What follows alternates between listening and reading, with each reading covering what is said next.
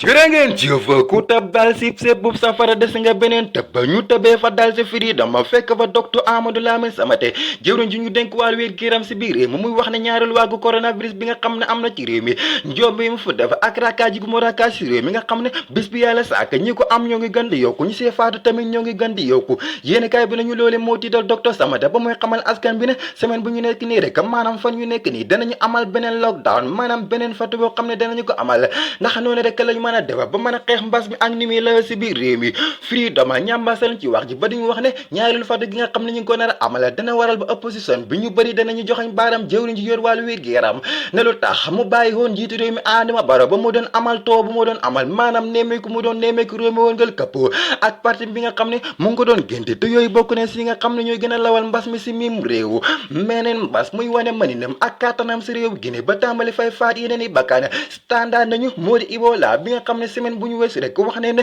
lu toll si ñetti doomu aadama ñàkk nañu fa seeni bakkan yéeni kaay bi nañu loole moo tax ba nguuru Gambie fa seeni jóg sotee la jël ay matuwaay ma sëkk ndax xoddee ko bala ngaa lakkale lakk gu métti lañu yéeni kaay bii di point ne moo amee sa benn dëkk bu ñu naan Fitufu la nekk sa diwaanu Sami district Central River Region foofu la ñu wax ne ak këru lëmm moo fa tàkk ba jee tàkk ubbi leeni kaay bi waali ba mi nga xam ne moo nekk bërëm kër gi nee na lakk gi ngan di maami tolof la leen jural ne dem na ba amuñu dëkkuwaay bu ñuy mën a dëkk amuñu xaalis bu ñuy mën a jëfandikoo amuñu lekk gi nga xam ne moom la ñuy mën a lekk mu di méttit ak naqar si naqar gi nga xam ne moo wàcc seenum kaw fooro ya mel ni ku naan ko foo bàyyi girim yeeg miskini ci réew mi ñoom tamit kenn demul ñe des na ñoo ngi dund lu tar na bis bi yàlla sàkk ñoo ngi si kaw mbéy mi di ñaan loo xam ne danañu ko mën a dundee kon ñoom tamit waru leen di fàtte ndax si lañu bokk nañu bokk dajee si kat bu njëkk standard fekk fa pasteur Francis Forbes bu Abiding World Ministries muy wax ne député yi nga xam ne noonu lañu wàccoon si dara concern bi nee na ñooñu yelloo ngi ngi leen di woowe li nga xam ne moom moo di honorable yéenekaay bi nañu amul si député yi rek waaye nguur gi tamit jox na leen seeni wàll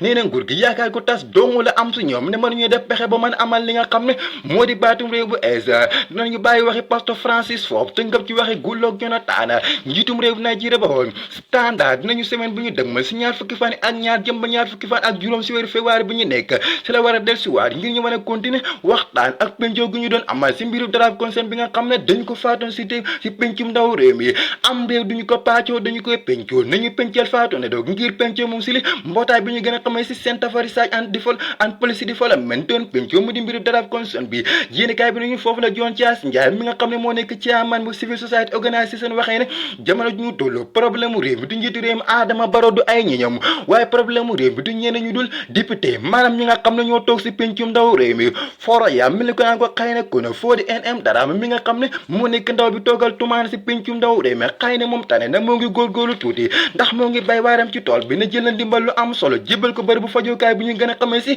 Pretender nekk si diwaan Upper River Region suba si alxames tombe fukki fan ak juróom-ñett si weeru février si atum ñaari junni ak ñaar fukk ak benn depuis Gambie moom boppam ak léegi si lay am juróom fukki at ak juróom benn yu no rondong